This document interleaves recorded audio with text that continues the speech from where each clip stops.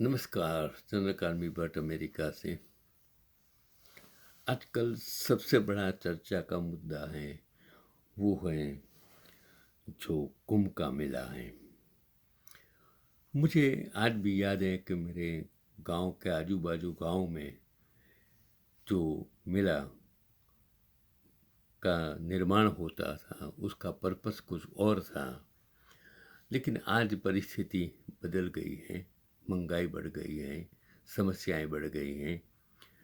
चलो, मैंने एक आर्टिकल जो पढ़ा कि 4 फरवरी 1954 को महानिर्वाणी अखाड़ा क्षेत्र के नागा भिक्षु कुंभ मेले में वापस आ रहे थे, तो उनके सुंदर नग्न शरीर को देखने के लिए लोगों ने जैसे स्वर्ग का टिकट बुक कराया हो, इसी तरह उसका प्रलोभन को देखते हुए और 500 से अधिक लोगों को उसमें कुचल दिया गया था और तुरंत वो स्वर्ग में उसका मतलब टिकट बुक हो गया, स्वर्ग चले गए। कहने का मतलब ये है, केवल टिकट बुक करने से के लिए स्वर्ग है अच्छा कहा जाता है। कुंभ में भीड़ के लोगों को कुचलने की संभावना आजकल बहुत ज़्यादा बढ़ गई है। ईसा पूर्व 1820 में हरिद्वार कुंभ में 485 लोग मारे गए थे।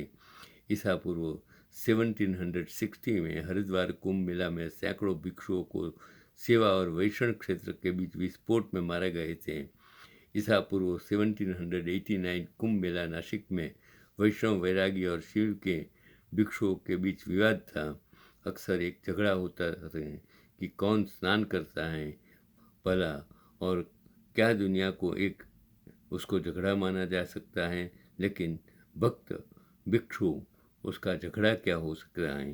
कितने मारे गए? 12,000 से अधिक। एक विश्वाकोपर पर लिखा गया है कि 1986 में वे भीड़ में 50 लोग मारे गए थे। ऐसी खबरें हैं कि वर्तमान कुंभ मेला में 30 लोग मारे गए हैं। ऐसा माना जाता है कि जो 30 से ज़्यादा लोग मारे गए हैं, लेकिन वो आजकल जो फिगर्स आती हैं वो सरकारी फिगर होती हैं। सरकारी फिगर कभी सच नहीं हो सकती हैं। अखाड़े के बीच धमाके होते हैं। अखाड़े में 7 शिव, 3 वैष्णव, 3 सिख एरिना शामिल हैं। इस बार एक राजनीतिक रूप से धार्मिक अनुष्ठान को कुंभ के लिए जागरूक किया गया है, ताकि लोगों के दिमाग को वास्तविक कठिनाइयों, सरकारी विफलताओं, गरीबी, मुद्रास्फीति, बेरोजगारी आदि से भुला दिया जाए और धर्म के साथ व्यस्त हो जाए। आज उसको राजनैतिक ज़्यादा बना दिया है। धार्मिक जो सेवा का महत्व होना चाहिए वो महत्व आज कम कर दिया गया है। बाकी मेले वर्षों से भरे गए हैं। जहाँ भी ऐसी भीड़ इकट्ठी होती है, तथ्य है कि लोग त्रासदियों में मर जाते हैं। यह हज यात्रा के दौरान भी ऐसा अक्सर होता है कि हजियों के शवों को जेसीबी मशीनों के साथ स्थानांतरित किया जाता है। मक्का में लगभग 2400 लोग मारे गए। 1994 में 1400 जो लोग मारे गए, वो कभी आंकड़े कम दिखाए जाते हैं। एक दिशाहीन भीड़ वो एक किस्सा बन जाते हैं। आपकी बेवकूफ़ मान्यताओं के बाद यदि एक ही दिन में 8-10 करोड़ लोग इकट्ठे किए जाते हैं, तो संभावना है कि एक प्रशासन एक अच्छी प्रणाली बनाए रख सकता है जो नगण्य होगा, मीन्स इम्पॉसिबल होगा। कि हमारे पास जो आंकड़े रखे जाते हैं वो गलत रखे जाते हैं।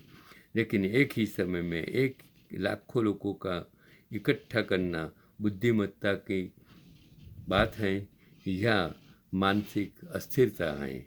जो लोग निश्चित समय पर अपने स्नान को धोने के लिए नहीं और पाप स्नान करके अपने पाप को धोने के लिए नैतिकता में शून्य पर विचार करते हैं, वे नहीं जानते हैं कि धर्म का मतलब क्या है।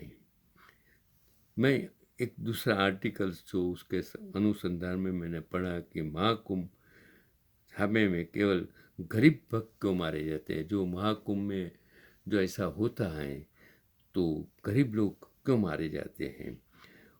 29 जनवरी 2025 की रात उत्तर प्रदेश के प्रयागराज में महाकुंभ में भक्तों ने मौनी अमास के स्नान के लिए इकट्ठा किया और 30 से अधिक भक्तों को मार डाला। मैंने कहा कि संख्या कोई निश्चित नहीं है, प्रमाणित नहीं है, वो राजकीय है। इसके लिए कितने लोग मर गए, किस तरह उसको डिस्पोज कर दिया गया होगा, हमें पता नहीं है। कि महाकुंभ में हमें केवल गरीब भक्त को मारे जाते हैं, तो उसका कारण है कि हमारी वीआईपी संस्कृति है। नेताओं, अभिनेताओं, संतों, महंत, कथाकारों के लिए एक अलग व्यवस्था की जाती है। वे कारों से स्नान करने के लिए जा सकते हैं, लेकिन साधारण भक्तों को 10-15 किलोमीटर चलना पड़ता है। वीआईपी को लोगों की आसानी के लिए बनाया गया रास्ता लोगों के लिए मुश्किल का पथ बन जाता है। इस बैरिकेड के कारण लोगों की भीड़ भ्रमित हो रही है। इस बैरिकेड को तोड़ने पर लोगों के लिए भागना स्वाभाविक है। यह भाग लिया गया था कि भक्त जीवित पुरुषों पर चल रहे थे, बच्चे पैरों के नीचे कुचल रहे थे। वो जो होम मिनिस्टर, वो बाबा बागेश्वर, हेमा मालिनी, बाबा रामदेव के साथ कुछ भी नहीं हुआ जो इस भाग में हुआ था, क्योंकि यह उत्तर प्रदेश सरकार के मामले में एक वीआईपी था, एक अलग सुरक्षा, एक अलग वीआईपी कल्चर। और उत्तर प्रदेश सरकार का कहना है कि महाकुंभ मेला में सिस्टम पर 7,000 करोड़ रुपये खर्च किए हैं और 25,000 करोड़ रुपया उन्होंने कमाए हैं। घटना में महाकुंभ को मतदाता निर्माण में बदल दिया गया है। यही उसका मूल कारण है कि प्राधिकरण के बाबा बागेश्वर धीरेन्द्र शास्त्री ने कहा है कि जो लोग महाकुंभ में स्नान नहीं करते हैं वे देशद्रोही हैं। तो और जो एक्सपायर्ड हो जाते हैं उसको पुण्य प्राप्ति होती है, स्वर्ग प्राप्ति होती है, ऐसा उन्होंने कहा था। तो उस एक सवाल उठता है कि महाकुंभ में 2 स्थानों पर संगम, पायदान और जुन्सी क्षेत्रों में भाग गया। जो डॉक मीडिया जुन्सी में भीड़ से छिपा हुआ है, लोगों को कुचल दिया गया। उनकी चप्पल, सामान 7 से 8 ट्रैक्टर ट्रॉली में भरा और रात में इसका निपटान किया और सरकार ने मौत के टोल को छिपाया। क्यों छुपाने का कारण क्या था? 30 करीब भक्त मारे गए हैं, लेकिन क्या यह सही आंकड़ा है? सरकार ने कोरोना अवधि में दौरान लोगों की मौत के टोल को मतलब संख्या को छिपाया और प्रधानमंत्री ने संसद में झूठ बोला है कि ऑक्सीजन की कमी के कारण किसी को मौत नहीं आई, मृत्यु नहीं हुई। जब देश के प्रधानमंत्री झूठ बोल सकते हैं तो क्या नीति प्रणाली मृत्यु का सही आंकड़ा देती है? झूठ के साथ एक देश चलाना चाहते हैं। उत्तर प्रदेश मंत्री संजय निषाद को 30 लोगों की मृत्यु का आंकड़ा मिलता है। क्या लोग इस तरह के एक जो मैं शब्द यूज़ नहीं कर सकता, लिखने वाले ने जो लिखा था कि एक नेता को यह सुनने के लिए चुना जा सकते हैं। दूसरा, धीरेन्द्र शास्त्री जिन्होंने घोषणा की थी कि जो लोग महाकुंभ में स्नान नहीं करते हैं वो देशद्रोही हैं, वो अच्छी बात है। उत्तर प्रदेश के मुख्यमंत्री ने सत्ता के लिए आयोजन किसने बनाया था? उत्तर प्रदेश के मुख्यमंत्री जो वीआईपी लोगों की सुविधा के लिए नागरिकों के कर के लिए केवल 7,000 करोड़ रुपये खर्च करते हैं। क्या डॉक मीडिया मतलब जो बिकी हुई मीडिया कुंभ के बारे में एक व्यवसाय के रूप में सोचेगा जो कुंभ से 25,000 करोड़ कमाने के बारे में बात करता है? उत्तर प्रदेश सरकार के अभियान ने महाकुंभ की उत्कृष्ट प्रणाली के लिए अत्यधिक अभियान चलाया। यही कारण है कि देश भर के लोगों की भीड़ और विदेशों में प्रयागराज के लिए आते हैं। लेकिन लोगों को क्या एहसास हुआ है कि यह व्यवस्था सिर्फ वीआईपी लोगों के पापों को धोने के लिए की थी? गृह मंत्री हेमा मालिनी, बाबा रामदेव, बागेश्वर बाबा, धीरेन्द्र शास्त्री और अन्य वीआईपीओ क्या पाप धोने के लिए आए थे? या जल्द ही गंगा स्नान पहुंचकर लोगों को मार्केटिंग, सोशल मीडिया द्वारा मार्केटिंग करने के लिए आए थे। क्या वीआईपी संस्कृति को बढ़ावा देना एक भारत सर्वश्रेष्ठ भारत बन जाएगा? यदि इस तरह से उद्धार होता है तो धीरेन्द्र शास्त्री गंगा में क्यों नहीं डूबे और मुक्ति हासिल क्यों नहीं की? दूसरी ओर अगर वह दूसरों के दिमाग को जानता है और लोगों की समस्याओं को दिव्यता से हटा देता है तो इस भाग को क्यों नहीं रोकते? जो हादसा हुआ उसको क्यों नहीं रोक सकते हैं? क्या ये बाबा लोगों को मूर्ख नहीं बनाते हैं? यह क्या मोक्ष मिलता है? यह ये सच में हत्या है?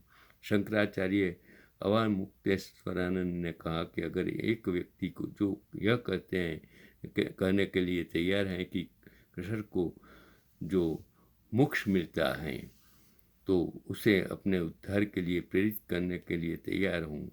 जो कोई भी नहीं मानता है कि यह कुंभ में विकार देखता है, हम यहाँ व्यवस्था के लिए नहीं आए हैं। भगोड़ा वह था जिससे कुचल बच्चों को हिम्मत को बाहर रखा गया था। यह पाप के धोने के लिए एक मजाक कैसे है जिसे नया पाप किया जाना जाता है। वो आर्टिकल्स लिखने वाले थे रमेश भाई सवाणी, जिन्होंने अनेक प्रश्न उपस्थित किए हैं। आपको सोचना पड़ेगा कि धर्म के नाम अगर लोग इस तरह मरते रहेंगे तो उसके जिम्मेदार लोग भी हैं, सरकार भी है, मीडिया भी है, हम सब हैं। इसे हमें सोचने की ज़रूरत है और आगे ऐसा न हो उसके बारे में हमें सोचना होगा। हमें बेरोजगारी, महंगाई की बात करने की बजाय अगर उसको सांस्कृतिक प्रोग्राम बनाया जाएगा तो देश के लिए हानि होगी, ऐसा मेरा मानना है।